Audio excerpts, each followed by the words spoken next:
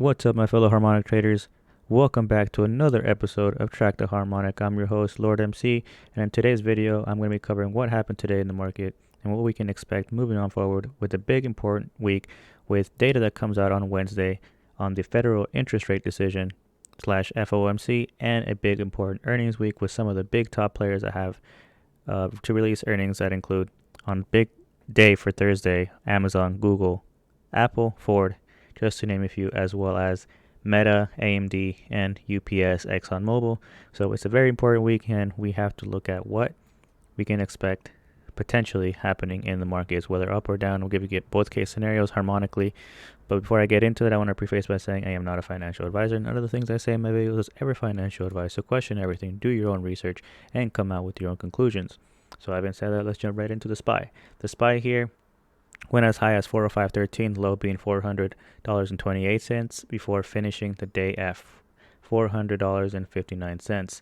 So today's volume came in a little bit on the sell side. You did come down almost to touch that 200 EMA. You held the bulls held the SPY up above the $400 level, which is good if you're still continuing to go long on the SPY.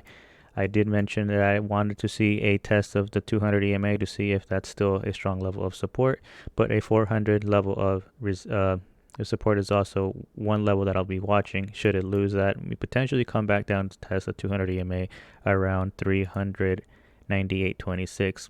If you lose the 200 EMA, it's very concerning for the SPY, but it's too early to tell. I know there's going to be a lot of chop within Tuesday coming into Wednesday with that federal interest rate decision with FOMC that comes in at 2 p.m. Eastern.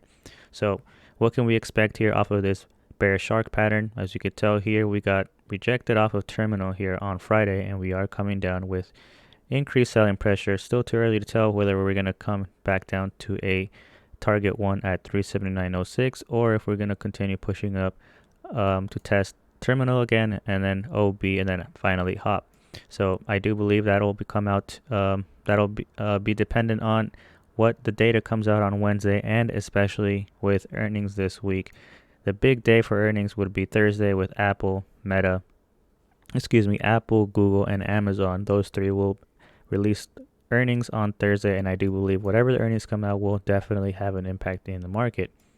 So hypothetically speaking here, if we look over to the 2 hours, which generated a new harmonic pattern, this alternate bat here on the 2 hour, and you did generate this back in Friday, so this is new here.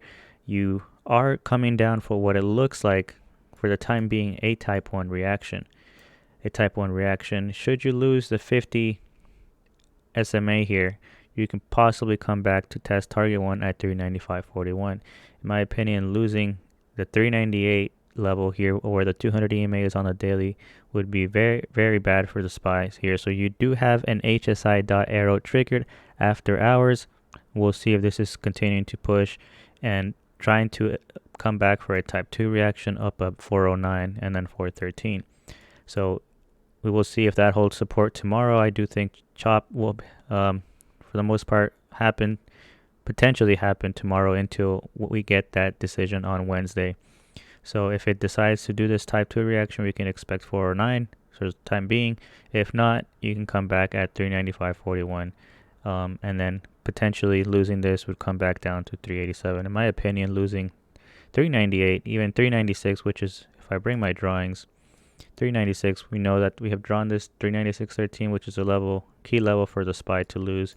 Be very bearish if it loses that, but we will have to wait and see what that data says coming into Wednesday. So jumping over to the triple Qs here. So the triple Qs here did finish the day negative 2.02% and went as high as 294.38 before going and closing the day at 290.27. Volume came in just shy of Friday's close, but it's still a push down nonetheless. You did come down almost to test that target one off of this bullish butterfly pattern at 289.07 and are currently about to test that possibly into tomorrow to see if you can find that level as support, which is kind of coincidentally a little bit less than what the 9 EMA is at. So what can we expect here for the triple Qs? One thing that's very important to note the triple Qs off of this descending broadening wedge here did break out of it, tested the 200, and now you did a retest and you continue pushing, which was a good thing to see if you wanted to go long. But now you're coming back maybe to test that back that descending broadening wedge here, which would be around 283 should it continue coming down. But we will have to, obviously everything is all going to be dependent on what the data comes out for on Wednesday, the FOMC meeting. So harmonically here off of this ABCD pattern that was just generated here on the 4 hour, you did do a type 2 reaction up to hop. You came back down, you lost hop at 292.33, and you're potentially coming maybe to see if you lose that 21 EMA back down to 282.29 to do that type 1 reaction. And then should you lose 282.29, you coming back down to 276.98, which is a key level. Should you lose that on triple Qs, you can come back down below 260. Still too early to tell for that. But that is interesting that at the 282 and change, 282.29 is a level that it will come down to should it continue pushing down below 289.07, which is coincidentally roughly where that top of descending broadening wedge is. So early to tell. We have to wait, see if that continues to the upside moving on forward. Should you come back and close above 293.26, you could potentially start looking at possibly testing 295 to 200 EMA again, breaking that, and then potentially filling this gap here up around $308, and where coincidentally where the target 2 here is off of this bullish butterfly pattern. But we will see if that is going to happen. Jumping over to the Dow Jones. So the Dow Jones finished negative 0.75% for the day, went as high as 340.43, the low being 336.85 before closing the day at 337.06. So today, volume did match Friday's volume, kind of surpassed a little bit of Friday's volume, but it is holding just above the, if I believe this is the 13 EMA, just above the 13 EMA close. So this looks like it's a cup and handle, I guess you could say. Maybe a cup and handle here, or an inverse head and shoulders, but wonky head and shoulders either way.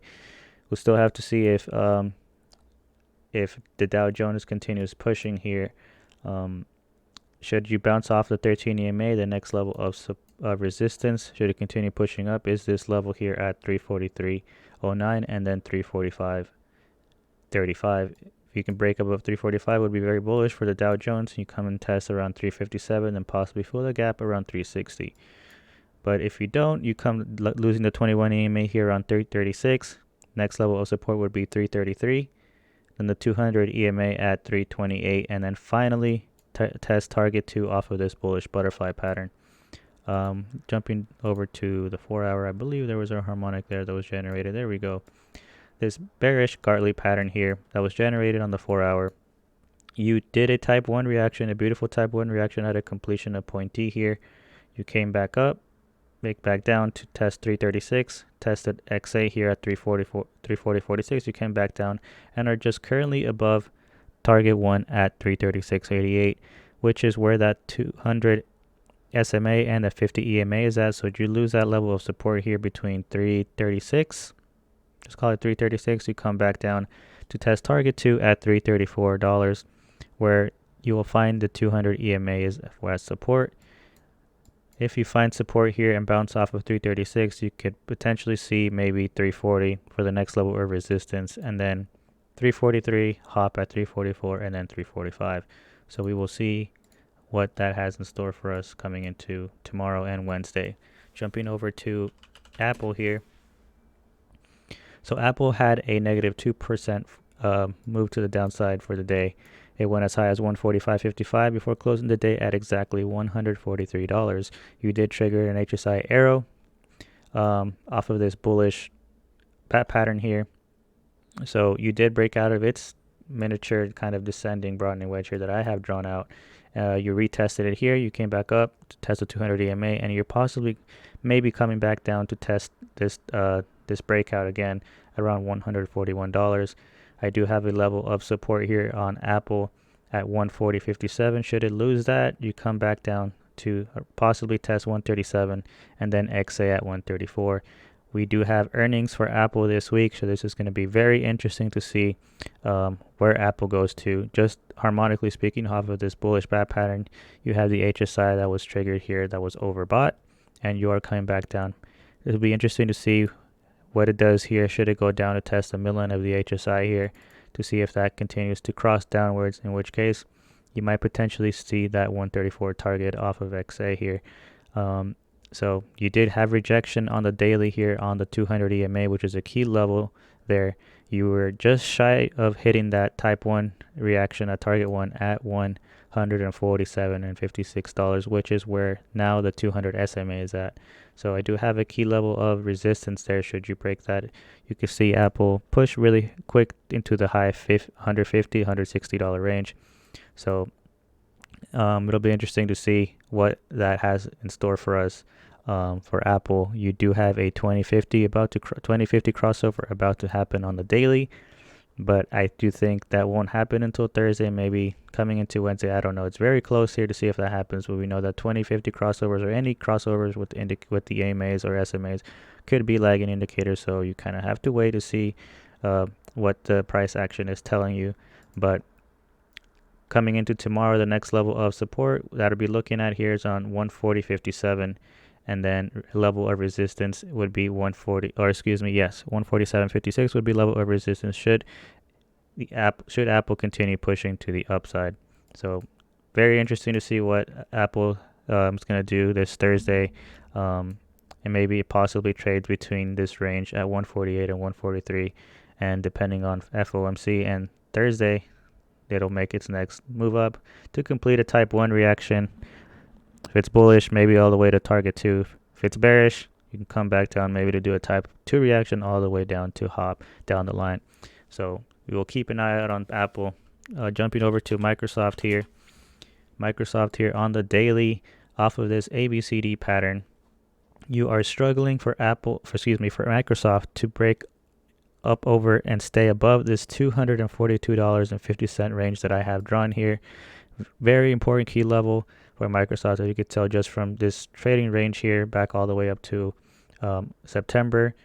You broke 242, you went all the way up to 248, came back down, you broke up above 242, you went all the way back to around 250, losing the 242.50, you come back all the way down to November 52-week lows, and on and so forth. You could just tell this 242 key level is very important.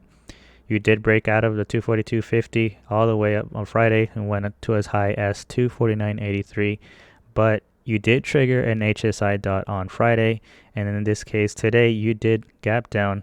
So there is a gap here that we'll draw on Microsoft. A small gap, but there is a gap nonetheless. In which case you're now looking, you gap down, you lost 248, and now you did test today and lost 242.50, but luckily you were able to close just above that level. So losing 242.50 on Microsoft would be bearish in my opinion, but you are barely holding on to 242.50. It was concerning today, intraday, to see that Microsoft did fall below that 242 range, but luckily it closed just above. So the next level of resistance, should it continue pushing up, would be possibly to fill that gap here at 246 and change, 246.85 I believe, 246.83. So if you fill this gap, you could potentially test that 248.70 level and then continue pushing on forward to test maybe the 200 EMA here at 254, possibly touch that target one here at 256 off the ABCD pattern. Should you lose the 242.50 on Microsoft, the next level of support that I would be looking to see if it holds is that 21 EMA here around $240.06. You lose that, you're more than likely potentially looking to go back down to 230, and then losing 230.65. There is a gap there at 226, and then maybe you do touch 219 and then hop at 210. So we'll have to wait for FOMC again and the big earnings week that we have so far left for this week. Jumping over to Amazon. So Amazon, Amazon did finish negative 1.65% for the day. It went as high as 101.74 before losing that $100 range at 99. It went as low as 99.01 before closing the day just above that at $100.55. So off of this bullish bat pattern, you are looking like you're attempting to come back to a type 1 reaction here. So the next level of support would be this top of this gap here at 105.14. You feel that gap, resistance 105.14. If you come back and continue pushing, possibly fill that gap at 110. Coincidentally, that's where the 107.54 is off XA here, off the bullish bat pattern. And then off of good earnings, you could potentially see the 200 EMA maybe fill this other gap to the upside here around 114, and then do a type 1 reaction back up to target 121 and then 130. Still a lot of things that Amazon has to go through, but the next level of support I do have for Amazon, should it continue going to the downside, would be that hop level at 96.31. So you do have some consolidation now here as support. So we'll see if it holds that. If it cannot hold 96, you can come back down to test, fill this gap probably around $90, and then lose that. You come back to 88, and then fill this other gap down below around 86. And then capitulation again would start with Amazon at 81.30. So big earnings week there with Amazon coming into on Thursday. So short term, let's see, I do believe that there is a harmonic on the 4 hour. Actually, let's look at the 2 hour. I think it was a 2 hour. Nope.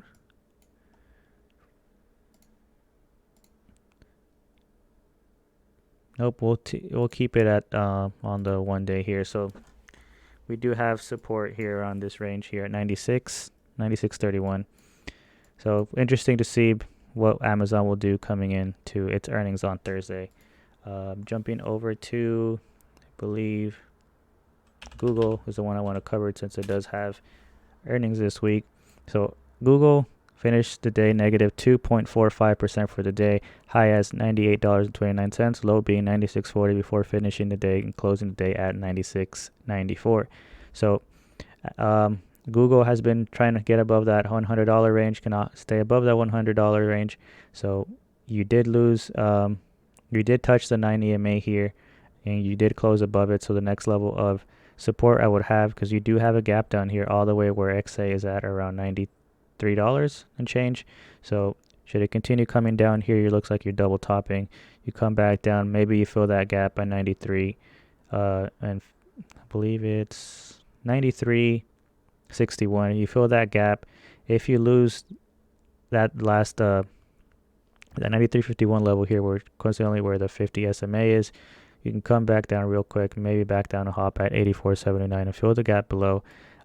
You do have another gap here around $79. So we will see what Google has to release on Thursday with its earnings. So if it's bearish, you could really come back down and fill up a lot of gaps at $79.02 would be the next level should you come on bad earnings data. And then again, capitulation, in my opinion, would start with this level here at $73.28. So if it is bullish, you can continue off of this bullish deep crab, continue to test here, target one at 103.50, and then potentially test the 200 EMA. Bullish breakout after breaking the 200 EMA, you could potentially see a beautiful type 1 reaction all the way up to target 2 at 110.73. But we'll see. We have a lot of data that comes out on this week, so keep an eye out on that. Jumping over just quickly, just wanted to glance over the VIX. So the VIX is at $19.93. It was on a downtrend. You did a gap up here, so we'll draw this gap up here. You can see there's a gap here. The low being here at $19 exactly.